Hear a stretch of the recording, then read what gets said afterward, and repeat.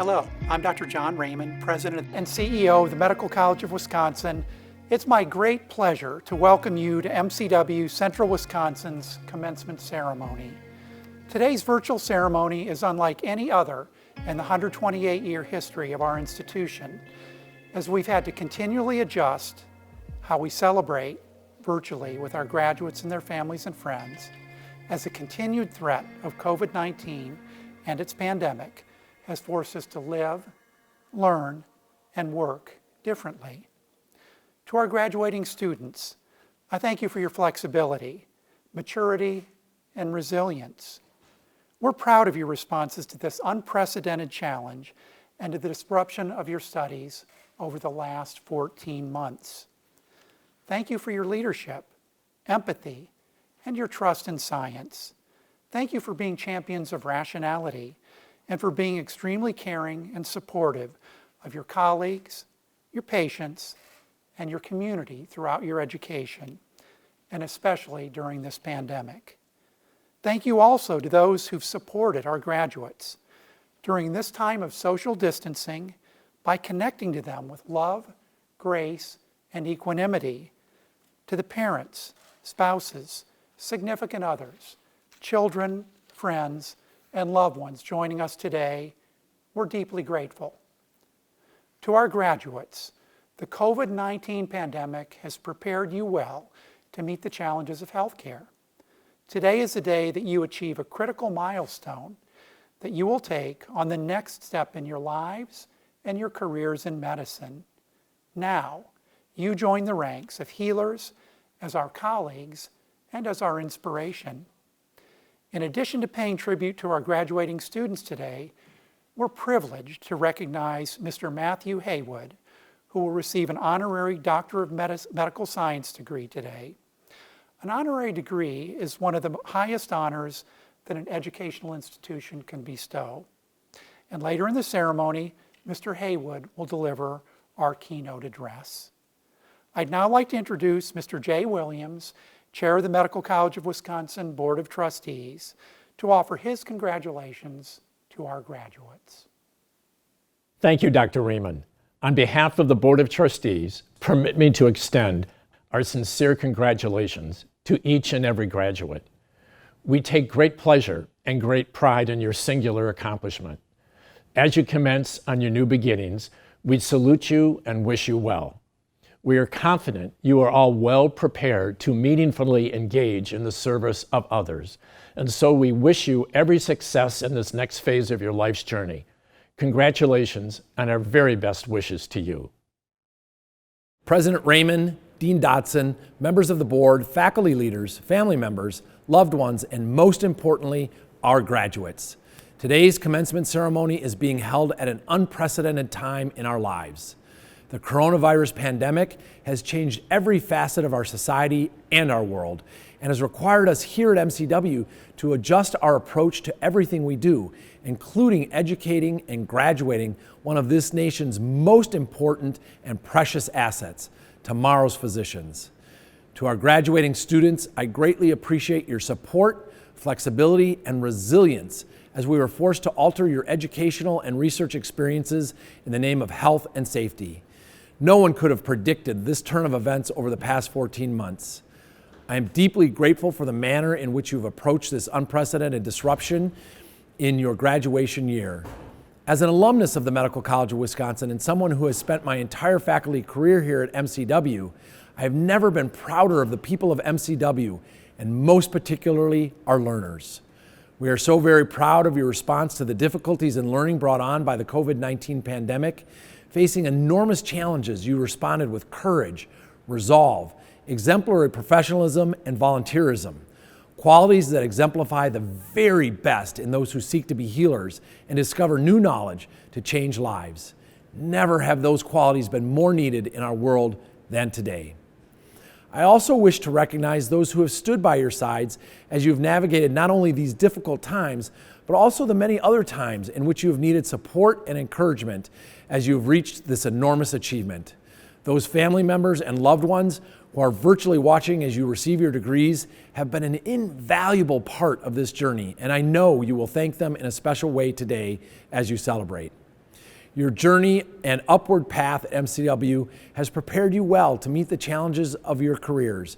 And as I've video chatted with many of you over the last several months, I know that this global pandemic has enabled your preparation and maturation for this future in ways not possible under normal circumstances.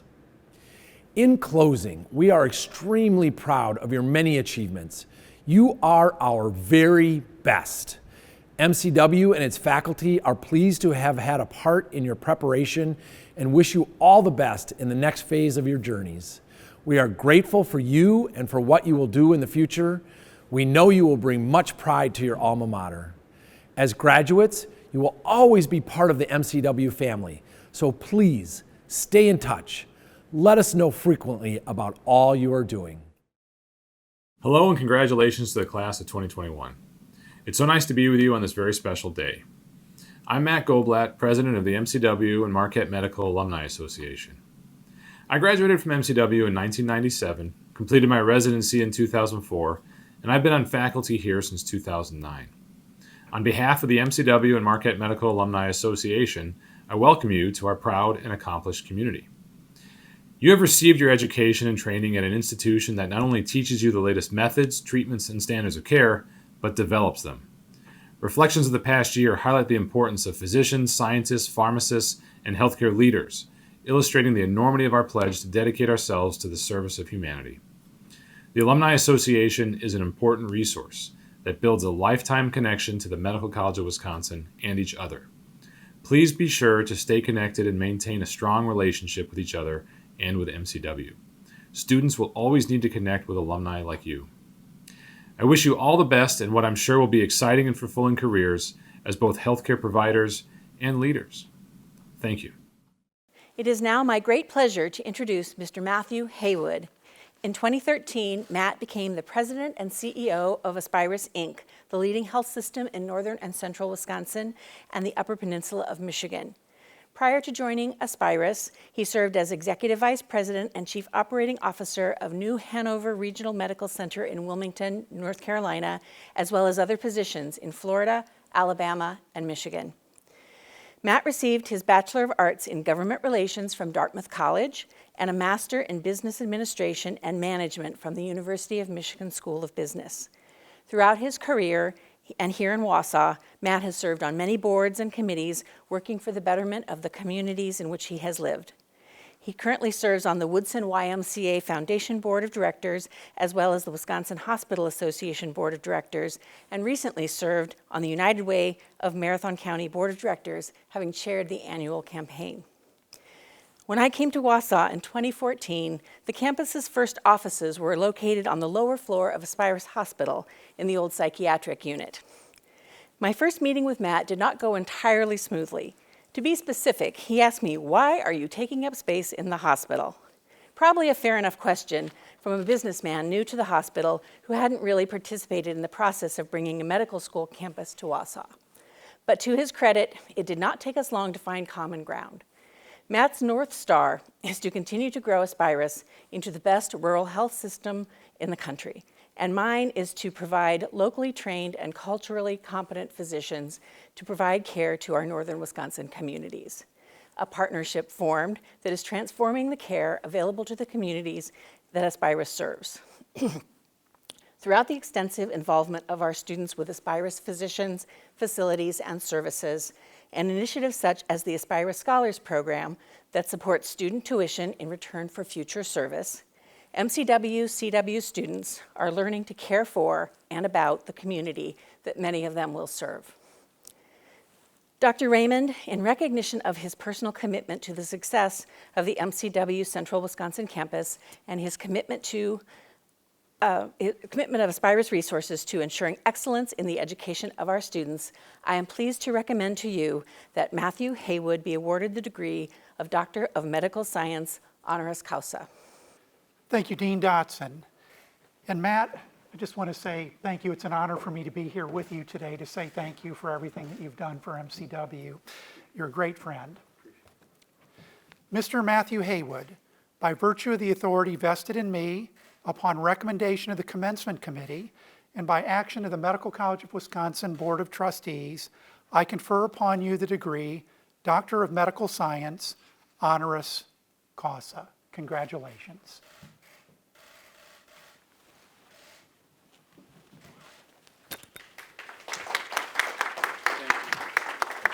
Thank you, sir.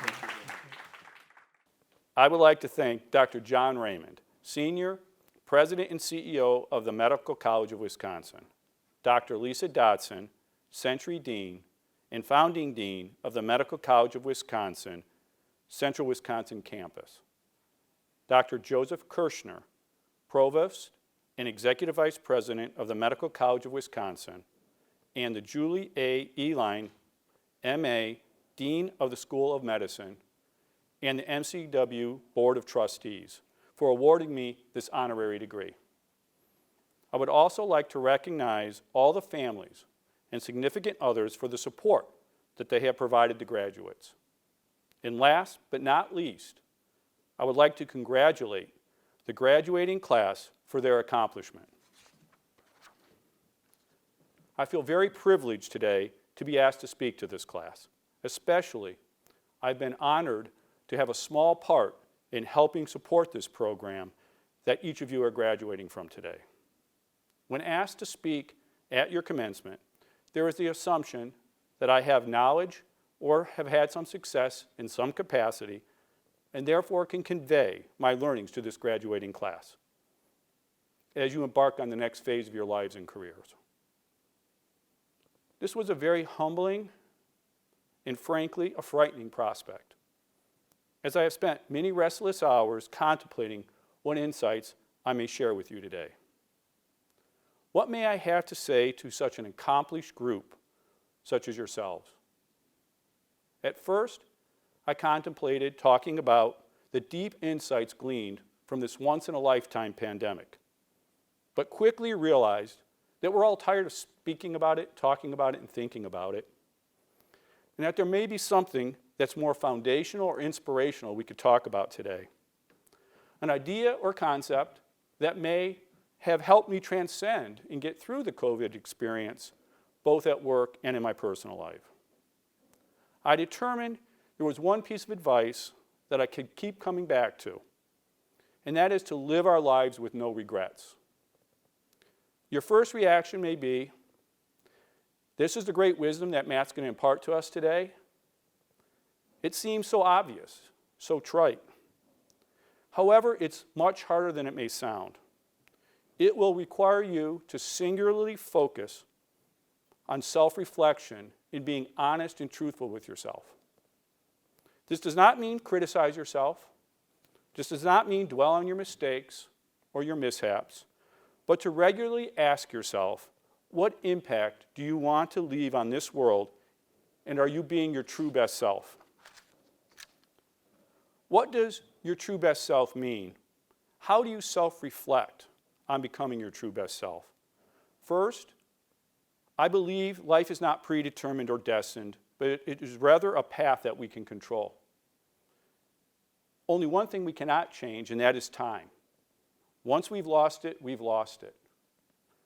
Two, many of our paths will not have a specific end date or a specific end goal, but it's a journey towards that end goal or desire that we aspire to.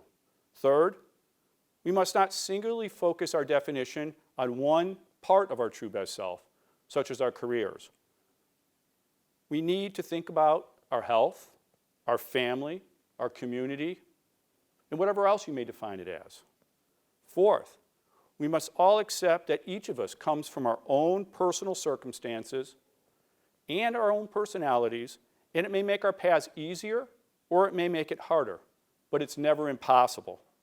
And finally, fifth, we must willingly be open to stepping back to reflect, accepting feedback, recognizing opportunities when they're in front of us, and presenting ourselves with opportunities to make changes in making those changes.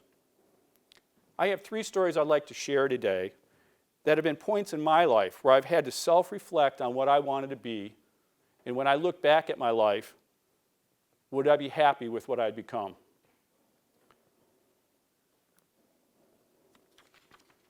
The first story is my long and enjoyable football career.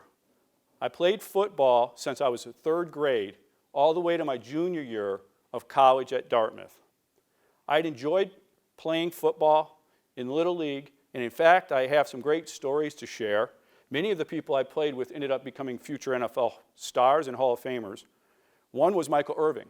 I played with him in Little League football, and when we were playing in Little League football, we had weigh-ins. And when you weighed in, you had to be at a certain weight in order to be able to play that day. And Michael Irving did not meet his weigh-in on one of our games. And we found out, because one of his friends was quick to sell him out, that he'd just eaten a Big Mac. And so therefore, we felt we had a chance to get his pound off. So my dad and the coach put him in a plastic bag and put him in the car and turned the heat on to see if we can get that pound off. Unfortunately, we were unable to get that pound off of Michael Irving, and we ended up still winning the game that day. My football career helped build a strong sense of myself. It gave me my competitiveness, and it was a great social network. In fact, quite frankly, it became a very important part of my life and a strong part of my self-worth. I had continuously achieved numerous successes. I had been named team captain on many teams. I'd gotten high school and college football scholarships, and I'd made honorable mention All-State for the state of Florida, amongst other accolades. And believe it or not, I was 5'11" and once 250 pounds, and it wasn't fat. But 250 pounds is not that big, believe it or not. And as one of my coaches said, quote, I was slower than a pregnant dinosaur. And that 1 or 2/10 of a second in the 40-yard dash is the difference between going to a major college in pro or being a person who no longer has a career in football. Finally, though, my body gave out. After my junior year, I had a serious ankle injury, and I had to take a moment of self-reflection. I had to come to the realization that my body could no longer support the desires that I had to compete at the highest level, and that level of competition was only accelerating. I had to recommit to another path, a path where I could take those same enjoyable aspects that I enjoyed in football and excel. I decided to retire from football and focus my last year of Dartmouth on becoming the best student and finding a career that where I could be part of a team, work with people I enjoyed being with, and to make a difference. While it was the right decision, it was not an easy decision. It was a struggle to redefine myself, to refocus my views of success, and to develop new friends and relationships. I longed many times for those past days, but I never regret making that decision. And many times I look at myself and see that young football player in many of the actions and decisions and things I do today. It shaped me, it helped define me, but I was able to realize there was another path forward for me where I could use some of those same attributes and traits that made the game so much fun for me. My second story began just as my first one ended. I had to take that same drive, that focus to succeed in football and conquering something, to my career. I decided that the best place for me would be in the business world. I wanted to do something in business. That's all I knew at the time. But upon self-reflection, I asked myself, what is one of the greatest strengths that I have to bring if I wanted to join the business world? One of those things was the ability to see dots and connect those dots and see a bigger strategic picture. So as I was looking forward to graduating, just like many of the students were graduating many years ago from their undergrad and now are graduating today from medical school, not having a home to go back to because my parents had just recently been divorced, having to get a job and go out into the business world or into the world in some manner, I had two choices in front of me.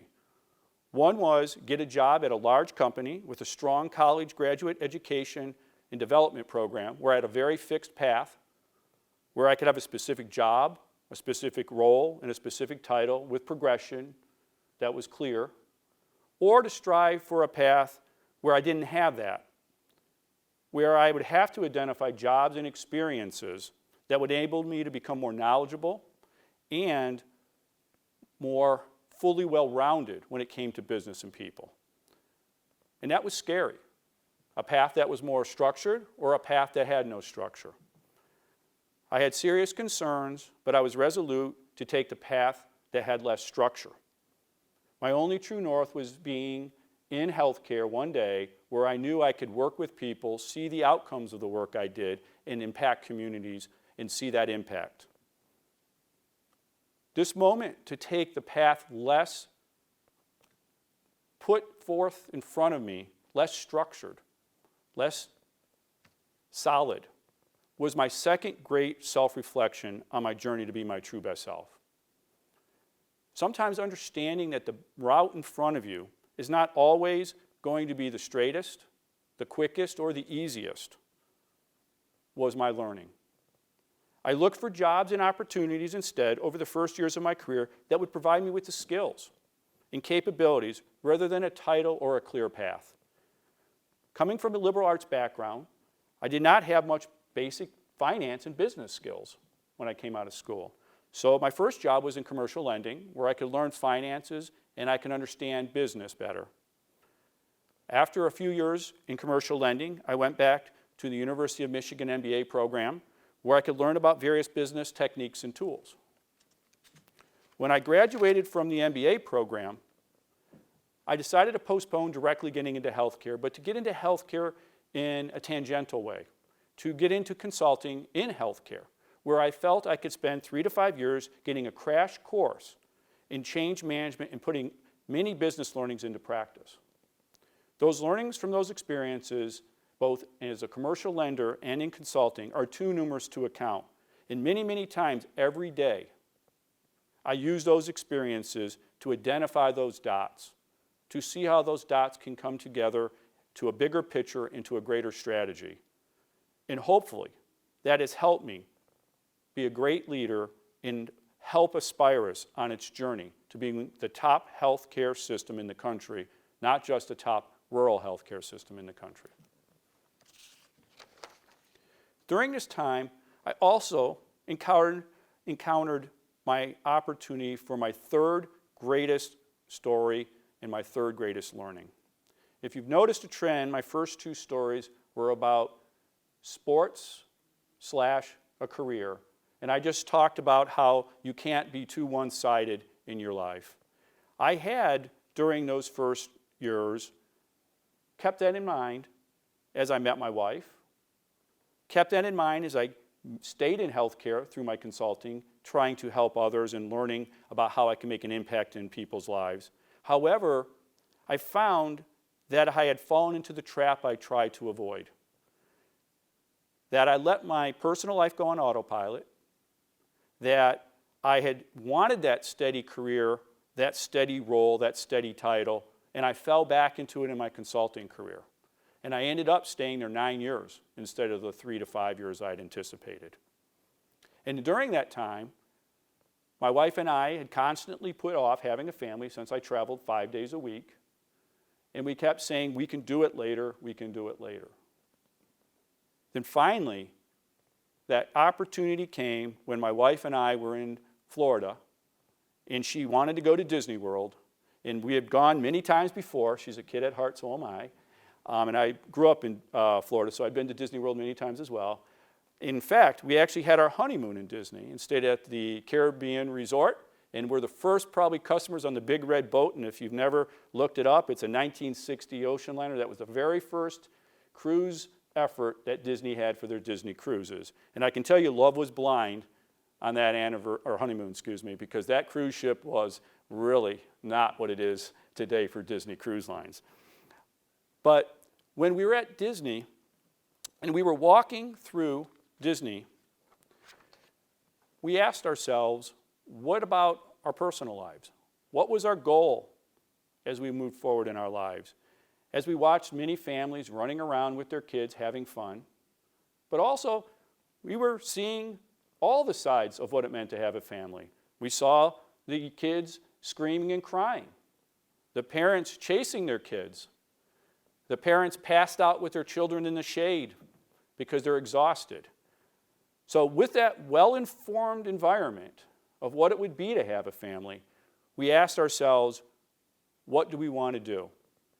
Then in one swift and decisive move, Sandy, my wife, and I decided we would find a different job for myself, a job where I did not have to travel, get back on our path, and have a family. We adopted our daughter Sarah from China a year or two later and provided her and us with an opportunity to have a better and more fulfilling life together. In close today, you will make many decisions in your life. Commit to not go through life on autopilot. Self-reflect often. Be honest with yourself, be kind to yourself, and live your true best self. Live a life you will not regret, a life that will have made a difference in your own intentional way. Congratulations, good luck on this next phase of your life's journey, and I look forward to a long association with those of you in the Aspirus Scholars Program and those of you who may choose to join Aspirus in the future. Thank you. Next, it is my great pleasure to introduce Dr. Jake Fay Shields. Dr. Fay Shields will be the class speaker by virtue of having been elected the Motivational Leader Award for his class. Dr. Shields will be attending his residency in the wrong Portland of Portland, Maine, but will be doing us all proud. Dr. Fay Shields. Hello. I am coming to you all from about a month before graduation day. My name is student Dr. Fay Shields, soon to be Dr. Fay Shields if all goes well with the symptoms unit in a couple weeks. And much like my cisgendered, white male, USA-born self, the opportunity to speak here today is a gigantic privilege. A privilege which I hope to do some good with. Let's take a trip down memory lane, shall we? It's been almost 4 years ago now that I recall sitting alone on the floor of a dark room with my laptop, reading through waitlist emails for medical schools, which had yet to determine my official rank within a growing pool of interviewees. Like many before me, and I'm sure many of you here, sick of the never-ending purgatory of the unknown, found myself frantically clicking through greeting browns of anxiety, better known as the Student Doctor Network and medical school Reddit threads. I remember one post particularly resonating with me. In equal parts vulnerable and gut-wrenching, it read, "That's it, I guess I'm out." I would have studied for 4 years in a porta potty if it meant I could be a doctor. While I pondered his porta potty proposition and my own willingness to do the same, I received an email from a school I'd only recently heard of. A newer school in the bustling metropolis of a city I was still mispronouncing, Wausau, Wisconsin. It is here that I would find another family. A family of quirky, intelligent, compassionate, relentlessly sarcastic future doctors. A group of peers and faculty I am beyond proud to be identified with. Truth be told, until match day, I hadn't seen the vast majority of you in person since the start of the pandy, and I feel I missed some major medical school and life milestones with you all. Probably swapping milestone stories of joy, of how I'm sure you also excused yourself from an OB rotation following your Step 1 score notification email, proceeded to go to the bathroom, threw up in your mouth as you racked your brain for the password you had created a year ago, and then screamed in elation, only to have the neighboring stall express grave concern for your well-being.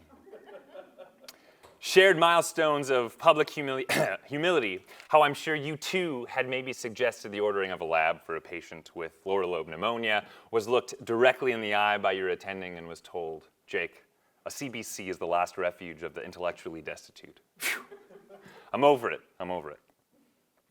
These COVID-19 necessitated silos of existence we found ourselves living in forced me at so many times to confront who I was, where I was, and at the very least, motivated me to be present in these moments and interactions I had left in this blip of an existence we have here. In the same vein, seamless medically relevant transition there, something I've tried to incorporate more into my day is mindfulness. However, with the attention span and distractibility of a puppy, remaining fully present in my interactions with patients and people has proven difficult at times. So I took a note from Michael Scott and Dwight Schrute and found a way to KISS, or keep it simple, stupid. Great advice, hurts my feelings every time. A method that I hope may serve you well as you move forward as residents, attendings, and as leaders. Asking yourself, where are my feet right now? Grounding yourself to your physical place and time and allowing yourself a moment of appreciation and gratitude for the opportunity, the chance to serve and provide care in the capacity you dreamt of doing for at least the last decade. Let's strive to be fully present in those rare occasions revealing the complex, counterintuitive proximity of sorrow and joy of sobbing and laughing that exists in a hospital setting or a clinic setting. This last month, I had the opportunity to work in the emergency department about 30 minutes south of here, and there was a 90-year-old lady who came in with fever and abdominal pain. And we were kind of hitting it off, and I was interviewing her about her symptoms, and proceeded to go through with an abdominal exam, and she said, "Whew, you remind me of my dead husband." And I said, "Oh, was he also devilishly handsome and witty?" She said, no, thank you for that. She said, "No, he passed away from COVID 2 weeks ago. You remind me of his hands. They're freezing." And in like the longest 2 seconds of my life, I was just frozen, and I didn't know how to respond to this poor woman. Until she busted out laughing in this belly laugh that just roared through the entire department. This was a woman who just weeks ago lost her husband to COVID. A woman who spent the last 50 years sharing the joys, her struggles, her meals, her laughs with the same partner. What a beautiful reminder to remember where my feet were in that moment. That absurdly vulnerable and authentic interactions like this were somehow a part of my career. Bearing witness to this woman who could somehow find this pure laughter and joy just weeks after the death of her life partner was such a spectacular reminder that we have won the vocational lottery in what we get to do. We not only owe it to our patients, but ourselves to be present, to be intentional, and to remember where our feet are and what we have the privilege of doing in this lifetime. Let's take pride in that, for we have undoubtedly earned it and sacrificed greatly to arrive here today, but let us walk with humility as we all know we did not get here alone. I'd be remiss if I didn't take some time to acknowledge the remarkable people who made this possible for all of us and for me personally. My family, for your unconditional, godly love, your example of discipline and hard work, and showing me that I could accomplish anything I set my mind to. My sweet wife, Mary, for being my sugar mama through these years. And while the new letters may technically come after my name, I will forever know and believe that this MD has not come about for my sacrifices alone. That this chapter has never just been about my degree, but our degree. This is our MD, Mary. I want to also say thank you to the spectacular faculty here for challenging us to be the very best we could be, especially when we didn't want to hear it. Dr. Fritz, providing us with endless anatomy knowledge and also residency interview fodder in the form of the Golden Probe Awards on ERAS applications. Leslie, for your next generational sarcasm and Cardi B dance sessions, which necessarily lightened the mood just before exams. Dr. Krippendorf, a person whom few of us have had the privilege of meeting, but whose voice will live on in our heads for generations to come. Dr. Long, whose Penn State and Corvette-loving, wisecracking, lovable goof of a self gave us the wake-up call and kick in the pants we needed to stay the course and finish well. Dr. Norbaum and Dr. Pernuski's plural, who I still don't believe are actually human beings in their ability to run some 22 nonprofit organizations while simultaneously providing spectacular patient care, student instruction, and independently finishing all of our IRBs for Pathways projects. Teresa, for your relevant and timely self-care Instant Pot recipes, which we still use monthly. Rachel, for your infectious smile. Kelly and Terry, for your endless behind-the-scenes work that we never knew was happening. Dr. Chandratre, for making us work for those positive affirmations. Connie, for the outstanding first impression of this place. And notary prowess, thank you. Peter, for not mocking us when we came to you weekly with basic computer questions, and for immediately eradicating the malware on our laptops on multiple occasions. Thank you. Dr. Bublik Anderson, you make me proud to join the ranks of hyphenated last names. Thank you. Dr. Schumann, for pulling us all to a level of excellence, professionalism, and OSCE hand hygiene that no one knew we were capable of. Thank you. Heather, who weekly sent us the turn-by-turn directions with encrypted linkouts and subreddit threads that would allow us to find the assignments we missed on Brightspace and submit them through a backdoor dark website, allowing us to still graduate on time. Thank you. Dr. Dotson, for your unwavering poise and fearless leadership through the most insane year I think any of us have ever lived through. Thank you. Chris Knight, for your staunch advocacy, your sincere kindness, your countless quarantine check-ins, and your easy friendship. Thank you. MCW, I am beyond proud to learn from an institution which recognizes the sacredness of Black and brown lives, an institution that acknowledges the unique position of privilege physicians have to cultivate change and encourages us to promote a more equitable future of healthcare. Thank you. It has been the privilege of a lifetime to walk through this period with you all. I have all the faith in the world in your abilities, and I look forward to referring my patients to you beautiful people when I can't figure out what's wrong with them. Congratulations to all the new physicians here today. All my love to you. Thank you. At this time, I would like to ask the candidates for the degree Doctor of Medicine to repeat after me the physician's pledge. As a member of the medical profession, I pledge to dedicate myself to the service of humanity through the art and science of medicine. The health and well-being of my patients will be my first consideration. I will respect the autonomy and dignity of my patients. I will value the individuality of my patients and care for all of them to the best of my ability.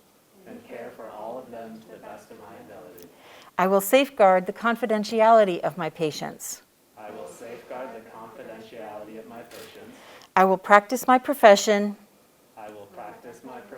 with conscience and integrity and in accordance with medical standards. I will share my medical knowledge for the benefit of the community and the improvement of healthcare. I will give to my teachers, colleagues, and students the respect and gratitude that is their due. I will attend to my own health, well-being, and abilities so that I am able to provide the best care for my patients. I will engage in honest self-reflection upon my character.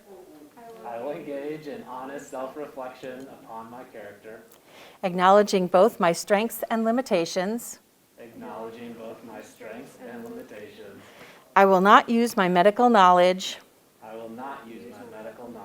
to violate human rights or civil liberties, even under threat. I make these promises solemnly, freely, and upon my honor.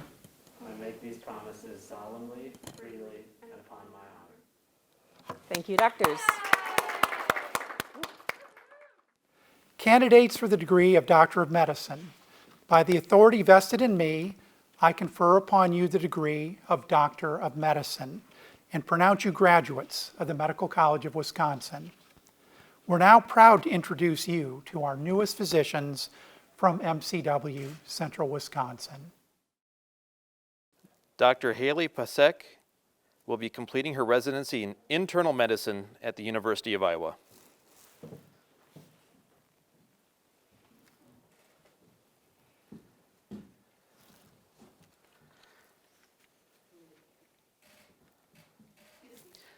Dr. Alexis Papke, hooded by Dr. Schumann. Dr. Papke will be completing her residency in family medicine at Mayo Clinic, Eau Claire, Wisconsin.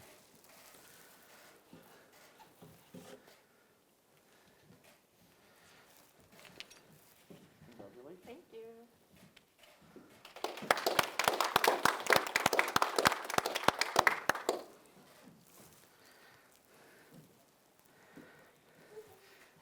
Dr. Kristen Rodzinski, hooded by Dr. Dotson.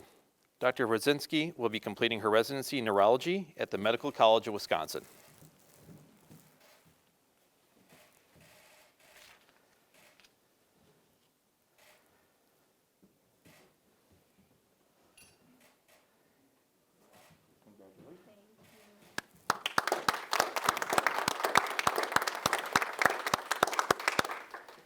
Dr. Isaac Moline, hooded by Dr. Dotson. Dr. Moline is awarded the Gold Humanism Honor Society Award and the M4 Jeremy Minow Fisher Outstanding Graduate Memorial Award. Dr. Moline will be completing his residency in urology at the Medical College of Wisconsin. Thank you. All right. Dr. Linnea Cruitt, hooded by Dr. Schumann. Dr. Cruitt will be completing her residency in family medicine at the Health Partners Western Wisconsin Family Medicine Residency.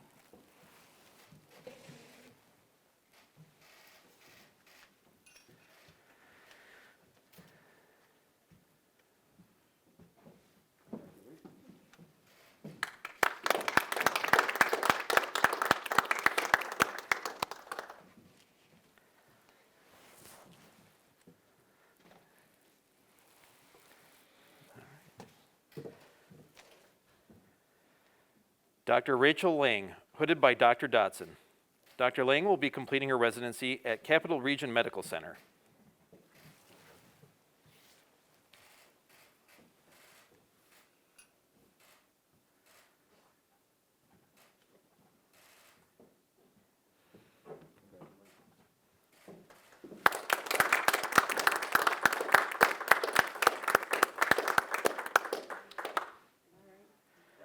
Dr. Mitchell Fuller, hooded by Dr. Dotson. Dr. Fuller will be completing his residency in anesthesia at Dartmouth Hitchcock.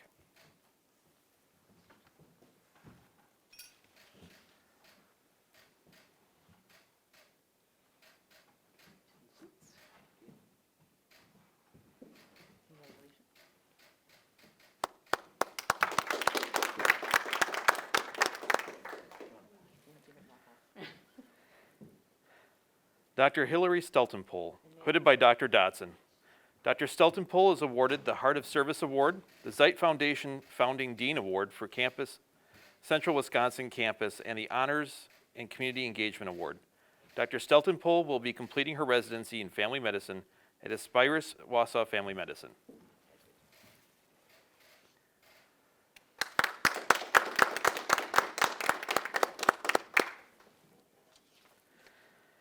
Dr. Rachel Reamer, hooded by Dr. Long. Dr. Reamer will be completing her residency in pediatrics at the University of Wisconsin-Madison.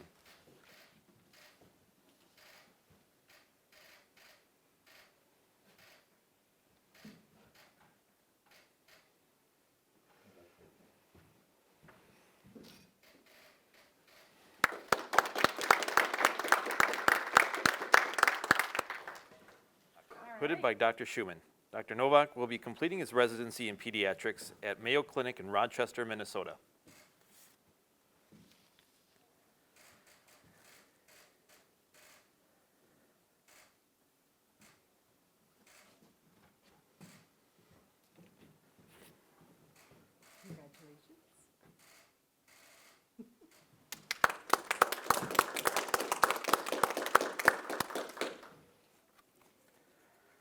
Dr. Alexander Downs, hooded by Dr. Long. Dr. Downs will be completing his residency in family medicine at Waukesha Family Medicine Residency at Pro Healthcare.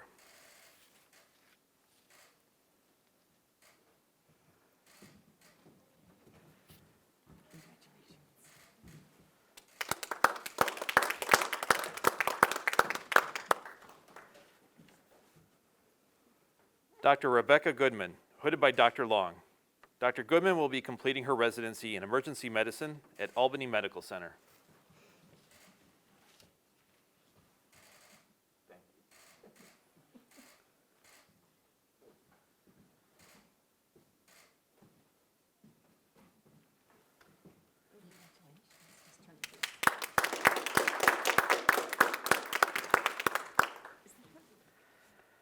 Dr. Allison Benda, hooded by Dr. Schumann. Dr. Benda will be completing her residency in pediatrics at Washington University, St. Louis, Missouri.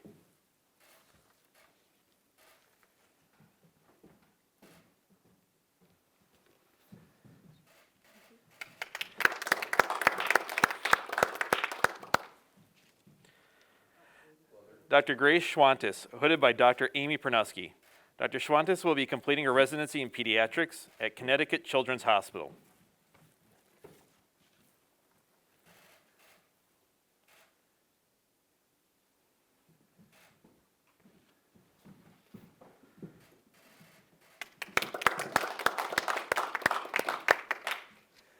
Dr. Ashley Dunton, hooded by Dr. Lisa Dotson. Dr. Dunton will be completing her residency in internal medicine at Rush University Medical Center.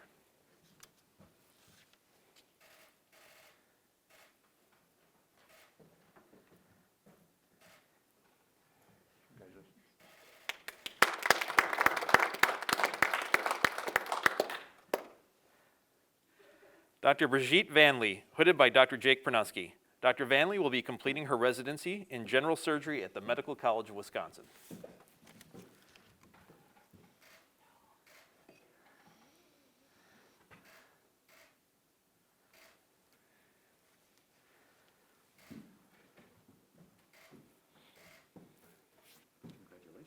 Thank you.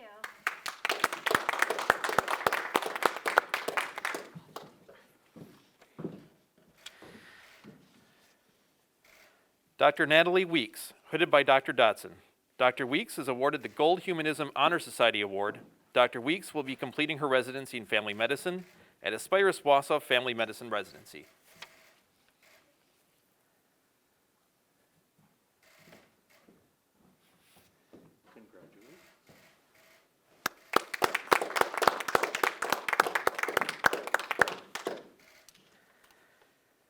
Dr. Dennis Jilka, hooded by Dr. Schumann.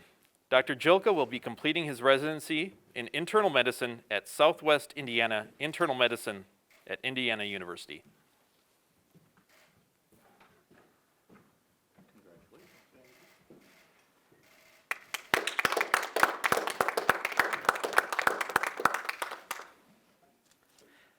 Dr. Christopher Grant, hooded by Dr. Jake Pernuski. Dr. Grant will be completing his residency in internal medicine at the University of California, Irvine.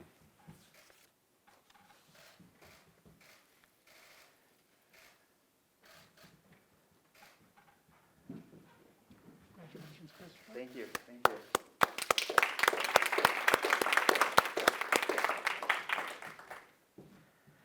Dr. Shane White, hooded by Dr. Dotson. Dr. White will be completing his residency in otolaryngology, head and neck surgery, University of Kentucky.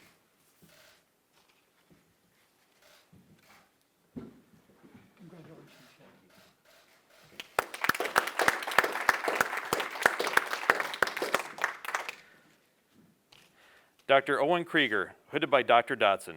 Dr. Krieger is awarded the Gold Humanism Honor Society Award. Dr. Krieger will be completing his residency in ophthalmology at LSU, New Orleans.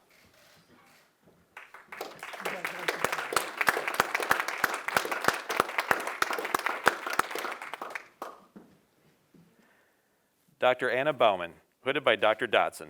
Dr. Baumann will be completing her residency in pediatrics at Dartmouth Children's Hospital.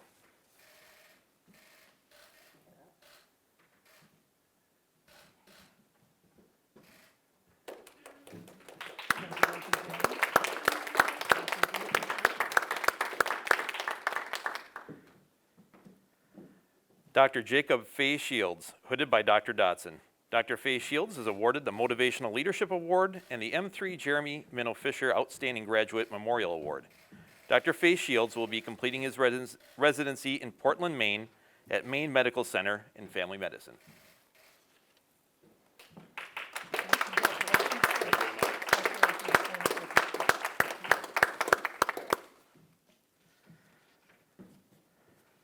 Dr. Stephanie Stroban, hooded by Dr. Dotson.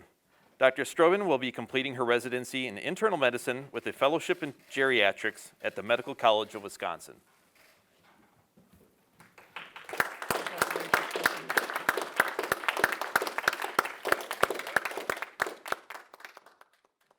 I would now like to ask for a moment of silence to commemorate the untimely passing of two students from the class of 2021, Amy Lai and Armand Halim. They remain in the hearts and minds of their classmates and faculty, and their presence has been deeply missed. Let us take a moment now to remember them.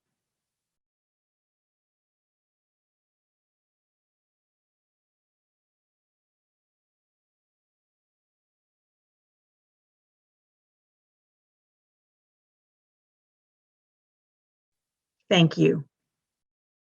It is an honor to provide the faculty charge to the 2021 Medical College of Wisconsin, Central Wisconsin graduates. The faculty and staff congratulate you on successfully completing medical school. During your time on the Central Wisconsin campus, you have displayed outstanding character and amazing abilities. I trust that we have prepared you well to continue your medical journey. When composing this talk, I had great difficulty deciding what wisdom I should pass on to you. After much thought, here are my tidbits of wisdom. Always strive for excellence in the treatment of your patients. The day you go through the motions or you are distracted is the day when your patients will need your most attention and all of your abilities. Remain active in your healthcare organization and/or communities. Find something that you are passionate about, whether that be diversity and inclusion, ending violence, helping the underserved, Habitat for Humanity, or community service. Whatever you do, do it well. Don't simply take on something for a line on your CV or to increase your probability for promotion. Make time during your day to self-reflect on the events of the day. Identify what you did well, what you could improve upon. Do you owe an individual a compliment or perhaps even an apology? Highly related to self-reflect on a regular basis on your well-being. Do you need a day off? Do you need more me time? Many of you will give without finding time for yourself. Without first taking care of yourself, you won't have the energy necessary to take care of your patients or address all of life's obstacles. If you haven't already done so, establish your priorities and your guiding principles. Mine are family first, my well-being second, and my career is third. I use these principles to charter my way through life. Hold tightly to your life's guiding principles and don't deviate from them. One last selfish request from the faculty and staff: please do not forget us. We will certainly never forget you. I ask you to remain in communication with us. At one of my graduation ceremonies, a faculty member for which I have immense respect to this day once told me that graduates are like family. We want to hear about all of your personal and professional achievements, as well as be of assistance with any difficulties if we're called upon. I did not fully appreciate her statement at the graduation ceremony, but after serving as a faculty member for 20 plus years, I've come to understand her words more than I ever imagined. In closing, I would like to read you a quote from Mark Twain. 20 years from now, you will be more disappointed by the things you didn't do than the ones you did. So throw off the bow lines, sail away from the safe harbor, catch the trade winds in your sail, explore, dream, discover. With that, the faculty and staff are standing on the dock, throwing off your bow lines, and wishing bon voyage to the Medical College of Wisconsin, Central Wisconsin, class of 2021.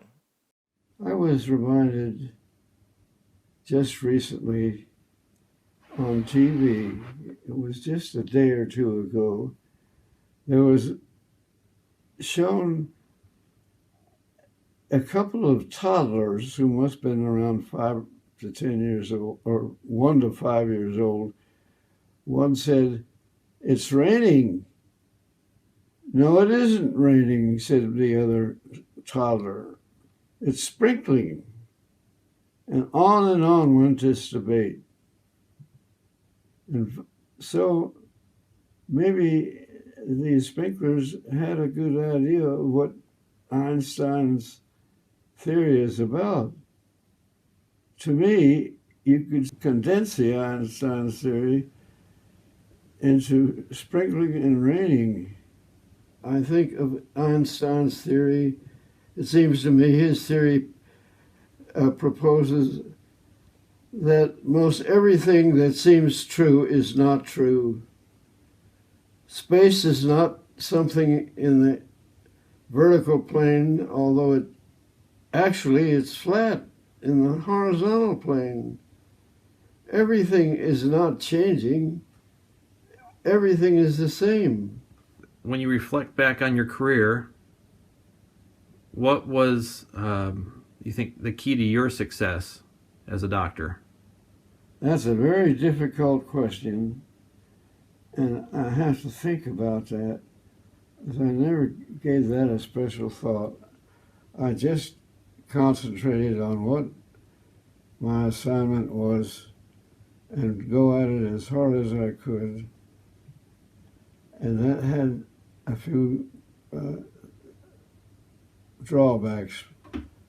I wasn't able, with that constant intensive study, I neglected some problems that my youngsters in my own family had, and they had to go their own way. And I could have done a better job in raising them. What was most fulfilling in your career? Most fulfilling was being recognized in my community. My mother especially wanted me to be a specialist in medicine, but that was not my interest. After spending all that time studying all various specialties, orthopedics, obstetrics, I wanted to be what was in those days known as a country doctor, where I knew everybody, and when the phone rang at 3 o'clock in the morning, I didn't ask what for. Can't you wait for Pete's sake and come tomorrow morning? I got up, and in 10 minutes I was on my way to that house. There was only a regular telephone in those days, and no such thing as email. And that's what I wanted to be. I wanted to be a general practice where I could share with my patients their problems. And if it were too hard for me to solve, I could always call a specialist to help it. And when I came to my community, there were only 10 of us. I was the 11th general practitioner, and we all felt the same way. So bless you, and let your sprinkles and rains take you wherever they might. Congratulations to the class of 2021. We hope that this will have been a one-of-a-kind year, though we know we are not out of the woods yet, and that your career will be shaped by the events of the last 16 months as well as the next several years to come. You have withstood not only the normal challenges of medical school, many of you accomplished it in 3 years, and all of you accomplished it in the midst of the most urgent national crisis in several generations. But you are not the first generation of Americans to achieve great things in moments of challenge. Rising to the occasion offers great opportunity. I was raised by people who were young adults, about your age, during another great world crisis, the Great Depression. That means they also survived the pandemic of 1918. Living through such times shapes a person, and my childhood and young adulthood was in turn shaped by their experiences. My grandfather wanted to be a physician, but there was no money on the farm during the Depression for clothes and books, much less college or medical school tuition. Instead, he apprenticed to a mortician and was startlingly close to being a doctor in the 1930s and 40s. He rose to not only become the owner of a small chain of rural funeral homes, but also the county coroner, performing all the autopsies in his rural county until the late 1960s when the law was changed to require that a physician do them. He also ran the county ambulance service, since the hearse was the largest closed vehicle in the county. I can only imagine being the victim of an accident on one of the terrible roads in rural Oregon in the 1940s and 50s and having a hearse pull up to transport me to the hospital. My grandmother would have been an amazing physician. Instead, she did what was open to young women then and became a world-class practical nurse and a mortician's assistant to my grandfather. These talented and wonderful people could not achieve their initial dreams due to the financial, social, and political circumstances outside of their control. Instead, they adapted and achieved their highest purpose of providing service to their community through hard work, interesting work, and resourcefulness. They helped raise my generation, especially their 2 granddaughters, with the belief that not only could we do anything, but that we were obligated to do our best. and be of service and take advantage of the opportunities they could only have dreamed of but helped create. One became the captain of a fishing boat off Alaska, and one became a rural family doctor and eventually dean of this campus. Find your own pathway, graduates. Don't just expect it to be fully obvious today what pathway that might be. My hope for you is threefold. First, recognize that dreams matter. Big dreams. Dream beyond your own self-interest, and remember that dreams may be fulfilled through pathways that you do not yet see in front of you.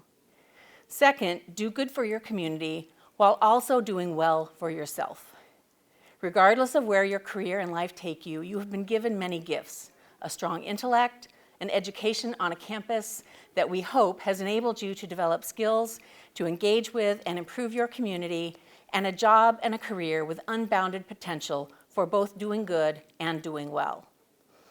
Third, help heal our country and our communities through your skills as a scientist, healer, and teacher. You have so much to offer. Be part of the solution that brings us back together. I wish you Godspeed. Thank you for the privilege of sharing a part of your life through the challenges of medical school, the pandemic, and the political and social unrest of the past few years. Dream big, do good work, and take care of yourself, and above all, stay in touch. Congratulations and best wishes to the graduates, to their families, friends, and the community that supported them.